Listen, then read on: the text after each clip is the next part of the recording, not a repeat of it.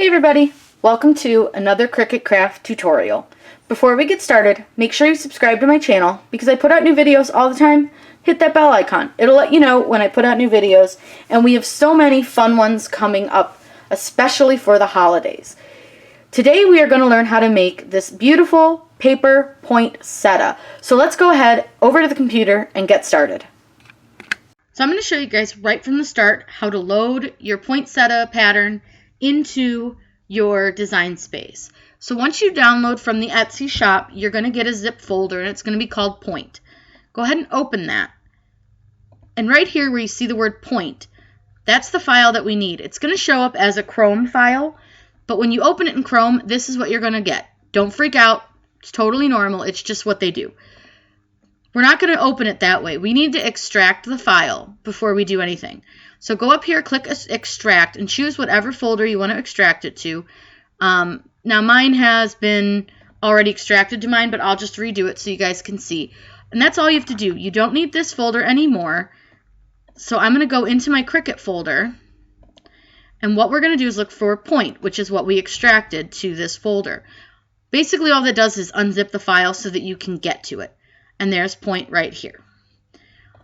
So go to your design space and click Upload Image, Browse, and go to your folder that it's in, which mine's in my CRICUT folder, which automatically opens because it's the only folder I ever use, and find Point and select it. It's perfect. It's right there. You're going to see 3 leaves and the pentagon. Click Save, and you're going to insert your image. Now, I'm going to make this bigger so that you guys can see this better. But the first thing that we're going to do is go to where these lines are. You see these black kind of funny lines? Click on those over in your Layers tab at the right-hand side. And at the very top, you'll see Cut, Write, Score, and Print. We're going to change those to score lines. Thing is, with SVGs, they don't seem to allow me to just put score lines in for you guys. So some of these, you're going to have to change them. And I just wanted to show you how to do that. So the next thing I want to do is ungroup them. And I'm just going to move the pentagon out of the way because we don't need it anymore. And then I want to attach these. So you want to make sure that everything here is attached because see the score lines move? So we're going to click Undo. I want to select the leaf and the score lines and I want to attach them. That way when you go to make it, it will keep the score lines on your leaves versus actually moving them anywhere else.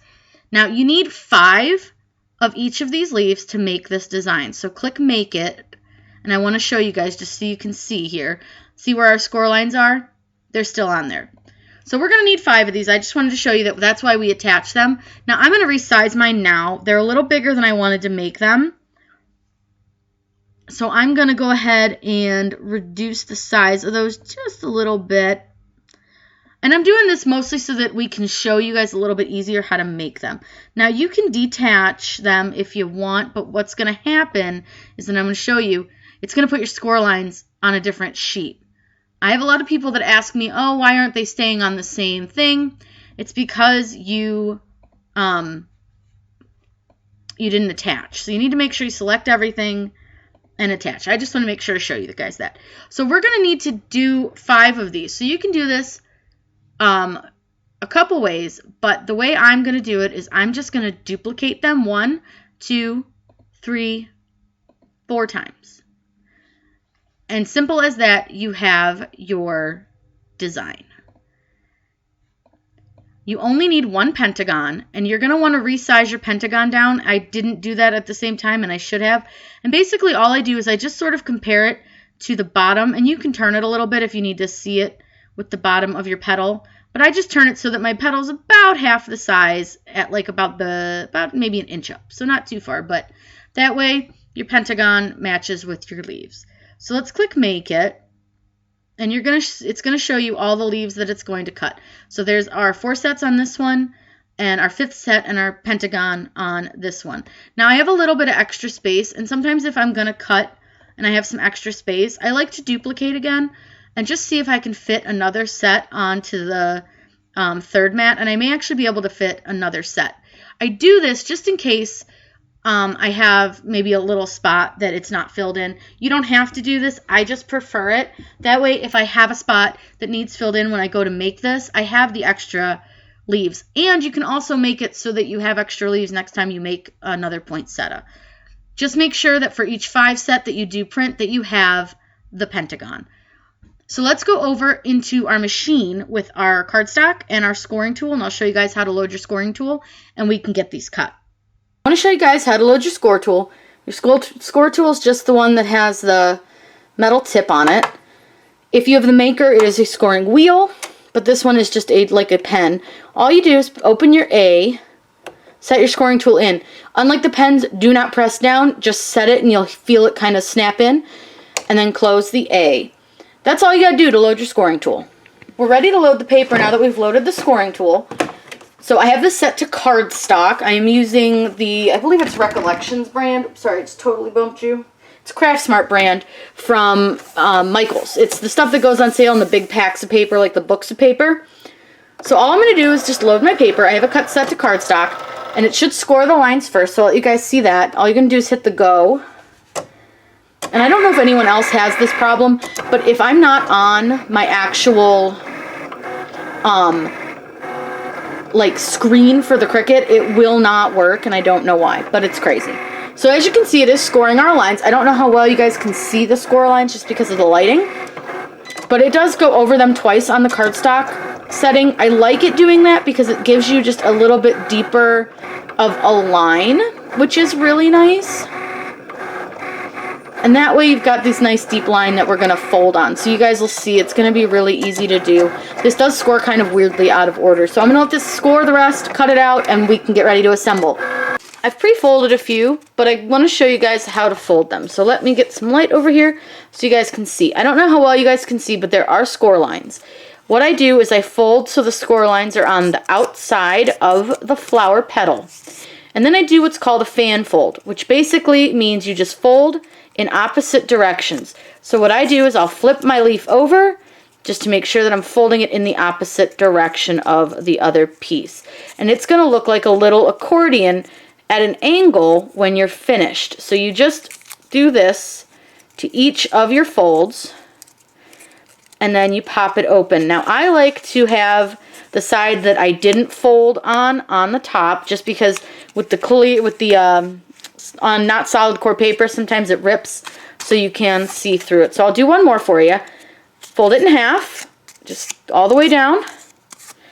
Take and fold one way, and then fold the other direction, fold the other direction. So it'd be like towards you, away from you, towards you. And that's all you do. So towards you, away from you, towards you. And then you open it up, and you have your folded flower petals. So now that I have them all folded, like I said, I pre-folded all of them so that you guys wouldn't have to watch me do 8 bazillion. And all we're going to do is take our hot melt glue and one of our petals, and all we do, because this one's already pre-folded and we don't want it to have like too much of a curve, I just take a little hot melt glue, I stick it on the base of my flower petal, and I put my flower petal right in the center of one of the sides of my pentagon, just like that. And you're going to do that with 5 of your large petals. And you're going to center them onto your pentagon. Try to even them up so they're about the same distance to the center from the top. This part's super easy. So you just want to center them best you can. Again, this is just a cardstock from Michaels, from their craft section. Also, when you're setting these, you'll notice that there are more folds closer to the tippy top than there are at the bottom. Put the bottom, which has less folds close to that edge, at the bottom of your design. I have it like that for a reason. It just looks a little bit nicer that way, and I put the glue too high on that one. So let's scoot that over. So now you see you have used 5 of your large petals. And you can see it's starting to kind of get some shape. So now we have our smaller petals. Oops, and I've got a big petal stuck in there. So these are our medium petals, and I cut 6 of them, I think, 7? Yeah, 7. So I do have extra, but you're going to do with these, you're going to take a little bit of glue, dab it on the tippy tip. Again, use the side that has the least amount of folds on it, and you're just going to line it up so that it centers with the flower petal, the big petal. Again, just a little bit on the base where there's less folds, and then in the center of the large petals. Same thing, just go all the way around, just like this, with each of your medium petals, I'll call them, our medium petals. And this will take 5 medium petals. And again, like I said, I cut extra petals. I probably will not use them. I usually will save them if I have, like I said, if I've got extra space on my paper. It's always nice to just fill it out with whatever you're cutting. That way you can just use them for another project. And I'll probably make more than one of these a lot of times when I do this. So that's a nice way to save paper. So with these little ones, you're going to do the same thing, but you're going to go in between your medium petal and line it up with your big petal.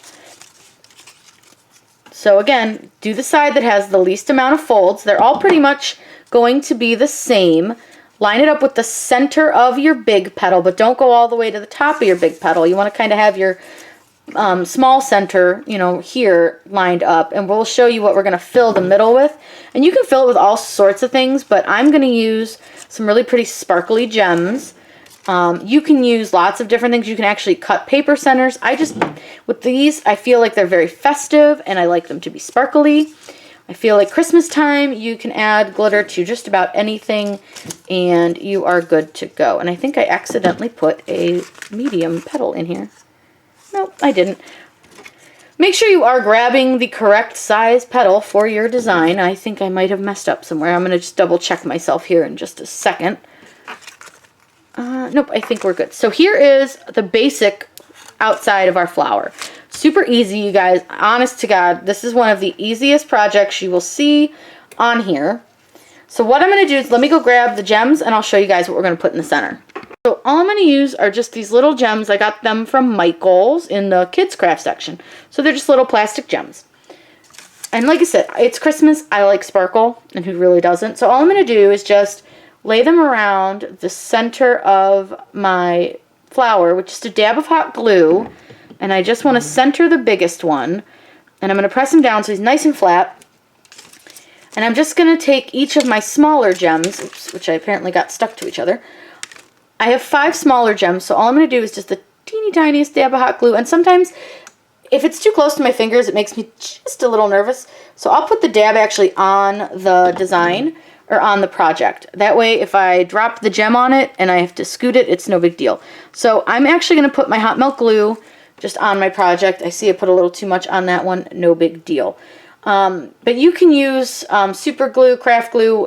Pretty much any glue will work. I just happen to have hot melt glue on standby for pretty much everything. So I'm just putting these smaller gems just in like the crease where the lake flowers meet up. So each gem is kind of going around the bigger gem. And once the glue dries, it'll look like it's just part of the design, so it's no big deal. Don't worry too much about that. Just trying to get it on your finger and burn yourself. Just with hot glue, you always want to be careful. So we're just going to go around the outside of these. And you can add, like I said, just about anything to these that you want. You don't have to do gems. You can do paper. The dandelion centers are really cute on these. I just like a little glitter in mine, so I'm just going to add the gems for the sparkle effect. You could even glitter the center if you wanted to with just glitter glue. It's pretty, you know, up to you guys and your design and what you want to do. So let me pull off some of the little spidery pieces. I always call them spider webs, but they're just hot melt glue strings off of this. I hate hot melt glue strings. So there's our center all finished on our poinsettia. Guys, this is such an easy flower to make. These are beautiful on wreaths. They're pretty for centerpieces. You can make them even bigger than what I have made here, though this one is pretty large. It's bigger than both of my hands. But you can make them really, really big, really small. Whatever you want to do, these are beautiful if you put them on top of a special birthday or Christmas gift. I hope you guys had a lot of fun learning how to make this craft. If you have any questions, please let me know down below. Always happy to answer those for you. If you guys are looking for any other tutorials or any other paper flowers that you might want to see, please let me know. I'm always happy to design something for you guys and make them really easy to understand. Make sure you subscribe to my channel. I put out new videos all the time. And hit that bell icon because I do post new videos constantly, and that will tell you when I post a new video. Have a great day.